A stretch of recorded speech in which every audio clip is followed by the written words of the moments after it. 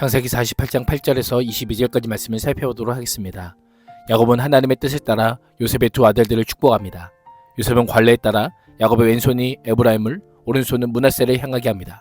그러나 이스라엘이 오른손과 왼손을 어긋나게 얹어 아우가 형보다 크게 될 것임을 선포합니다. 야곱은 이것이 하나님의 뜻임을 암시적으로 선언합니다.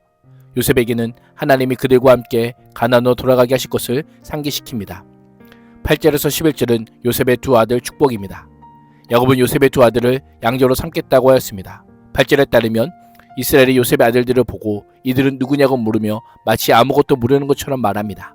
노년이 된 야곱이 눈이 어두워 손자들을 잘 식별하지 못했던 것이라기보다는 입양 의례에서 공개적으로 신분을 확인하는 절차라고 할 수 있습니다. 이에 요셉은 두 아들을 하나님이 여기서 내게 주신 아들들이라고 소개합니다. 주다라고 하는 표현은 맡기다, 위임하다라는 뜻으로 하나님께서 내게 맡기신 또는 위임하신 자들이라고 고백하고 있습니다. 자녀를 하나님의 선물이라고 고백하며 하나님의 주권을 인정합니다. 요셉의 이러한 고백에는 두 아들을 언약의 자손으로 잘 양육할 책임이 있음을 알려주고 있습니다. 우리 또한 마찬가지입니다. 자식은 내 꿈과 소망을 이루기 위한 대상이 아니라 여호와의 주신 기업이기에 하나님이 기뻐하시는 대로 잘 양육시킬 사명과 책임이 있음을 잊지 말아야 합니다. 야곱은 요셉으로 하여금 두 아들을 자신에게로 가까이 데리고 오라고 합니다. 내가 그들에게 축복하겠다라고 합니다. 이스라엘은 나이가 많았으므로 눈이 어두워 볼 수 없었기에 요셉이 두 아들들을 아버지에게로 데리고 가자 그들에게 입을 맞추고 끌어안습니다. 입맞춤과 포옹은 애정의 표현인과 동시에 입양을 공식화하는 절차나 축복을 위한 의례적 준비로 보여집니다.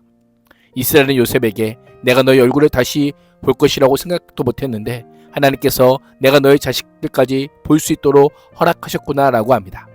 야곱은 스스로 아무 일도 하지 않았지만 역사의 주관자이시며 자비가 풍성하신 하나님께서 생각지도 못했던 은혜를 강권적으로 베푸셨음에 감격하며 하나님의 은혜에 감사하고 있습니다. 야곱에게 있어서 그 모든 것이 주님의 은혜이기에 그가 후손들에게 물려줄 것이라고는 축복뿐입니다. 그러나 이것이 그 무엇보다 매우 귀함을 야곱도 요셉도 알고 있었습니다. 자녀 세대를 향한 부모의 세대의 축복과 격려는 이것뿐이 아니라 최고의 선물입니다. 하나님의 자비와 은혜의 선물보다 더욱 귀한 것은 없다는 사실을 잊지 말아야 합니다. 12절에서 16절은 팔을 어긋나게 얹어 축복하는 야곱입니다. 요셉은 이스라엘의 무릎 사이에서 두 아들들을 물러나게 하고 땅에 얼굴을 대고 엎드려서 절을 합니다. 두 아이를 데려다가 오른손으로 에브라임을 이끌어 아버지 왼쪽에 서게 하고 왼손으로 므낫세를 이끌어서 이스라엘의 오른편에 서게 합니다. 야곱의 오른손이 장자 므낫세 위에 얹히도록 유도한 것입니다. 성경에서 오른손이나 오른쪽은 권위와 탁월한 능력, 축복과 은혜 등을 상징합니다. 손을 얹는 행위는 축복과 권리의 전달을 의미합니다. 그러나 이스라엘은 요셉의 이상과 달리 손을 엇갈리게 하여 오른손은 에브라임 머리에 얹고 왼손은 므낫세의 머리 위에 얹습니다. 서열상 장자인 므낫세의 머리에 야곱의 왼손이 놓이므로 므낫세의 장자권이 에브라임에게로 넘어가게 됩니다. 야곱의 행동은 우연이나 실수가 아니었습니다. 돌발적으로 이루어진 것도 아니라 분명히 그에게 내려졌을 하나님의 지시에 따른 것입니다. 이미 5절에서 야곱은 차남 에브라임을 먼저 언급하므로 축복에서 그가 므낫세보다 우위를 차지할 것임을 암시적으로 드러냈었습니다. 므낫세 입장에서 보면 부당하고 억울한 일이지만 하나님의 선택은 인간의 관습이나 질서를 넘어 하나님의 주권과 섭리로 이루어짐을 알려줍니다. 하나님은 스스로 결정하시고 인간에게는 순종을 요구하시는 분이십니다. 우리는 그것이 결국 합력하여 선을 이루며 모두에게 유익한 결과를 가져온다는 것을 믿음으로 고백할 수 있어야 합니다. 야곱은 하나님의 뜻에 따라 입양한 요셉의 두 아들을 위해 축복합니다. 15절은 요셉을 위하여 축복하여 이르되 라고 하지만 16절에서는 그 대상을 아이들로 지칭합니다. 요셉이 두 아들의 몫을 유산으로 받는 장자의 자격으로 그가 복을 받고 있음을 알려줍니다. 요셉을 통해 그의 후손에게까지 미치는 포괄적인 복임을 보여주고 있는 것입니다. 야곱은 나의 할아버지의 아브라함과 아버지 이삭을 보살펴 주신 하나님, 내가 태어나로부터 오늘에 이르기까지 나의 목자가 되어주신 하나님, 온갖 어려움에서 나를 건져주신 여호와의 사자께서 아이들에게 복을 내려주시기를 기원합니다. 다 큰 성인이지만 계속하여 아이들이라고 표현하는 것은 보호와 돌봄의 대상이기 때문입니다. 나의 이름과 할아버지의 이름 아브라함과 아버지의 이름 이삭이 아이들에게서 살아있게 하여 주시기를 기원합니다. 하나님의 은혜를 체험했던 조상들과 자신의 삶의 성격이 요셉과 그 아들들에게도 그대로 나타나게 해달라고 간구하고 있는 것입니다. 하나님의 선택받은 언약 가문의 정체성이 후손에게 이어지기를 간절히 바라는 야곱의 모습을 보게 됩니다. 이 아이들의 자손이 이 땅에서 크게 불어나기를 기원합니다. 17절에서 19절은 장자권의 역전과 확정입니다. 요셉은 아버지가 오른손을 에브라임 머리 위에 얹은 것을 보고 못마땅하게 여겼습니다. 아버지의 오른손을 에브라임의 머리에서 므낫세의 머리로 옮기려고 손을 잡고 아닙니다. 아버지 이 아이가 맏아들입니다. 아버지의 오른손을 큰아들의 머리에 얹으셔야 합니다. 라고 말합니다. 어쩌면 요셉은 아버지의 눈이 어두워서 혼동을 일으킨 것으로 생각했을 것입니다. 그러나 야곱은 이를 거절합니다. 나도 안다.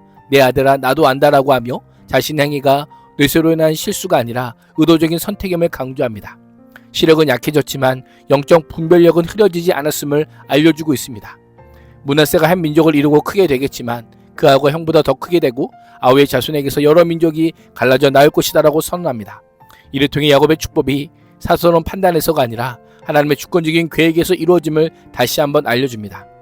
20절에서 22절은 언약을 바라보는 야곱입니다. 그날의 야곱은 손자들을 이스라엘이 너로 말미암아 축복하기를 하나님이 내게 에브라임 같고 므낫세 같게 하시리라 라고 축복합니다. 손자들이 후대의 공동체 내에서 축복의 표준이 될 것임을 예고하며 에브라임을 므낫세보다 앞세웠습니다. 요셉에게는 나는 곧 죽는다. 그러나 하나님이 너희와 함께 계시고 너희를 조상들의 땅으로 돌아가게 하실 것이다 라고 합니다. 하나님과의 동행은 야곱 인생 내내 경험했던 특권이었습니다. 야곱은 이 선언을 통해 요셉의 후손들이 조상들의 땅 가나안으로 돌아가게 될 것을 재차 확증합니다. 출애굽과 가나안 귀환을 예고한 것입니다. 야곱은 요셉에게 세겜 땅을 추가 분기수로 상속합니다. 지금 당장 그 땅을 차지할 수 없고 나중에 400년이 지난 후에야 하나님께서 조상들의 땅으로 인도하실 때에 현실이 될 것입니다. 요셉은 땅이 아닌 하나님의 약속을 선물로 받게 됩니다. 믿음이 아니면 전혀 기쁘지 않을 복을 받게 된 것입니다.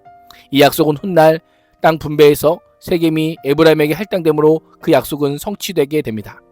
야곱의 인생은 무엇을 유산으로 물려질 것인가를 질문하게 합니다. 자녀에게 최고의 유산은 하나님의 복과 주권에 대한 믿음입니다. 오늘도 말씀과 신앙의 유산, 영원한 하나님 나라에 대한 소망을 물려주는 믿음의 부모가 될 수 있기를 주님의 이름으로 축복합니다. 기도하겠습니다. 하나님, 야곱이 붙들었던 주의 약속과 축복의 믿음을 우리에게도 허락하사 다음 세대에게 믿음의 유산을 전수하게 하여 주옵소서. 예수님의 이름으로 기도합니다. 아멘.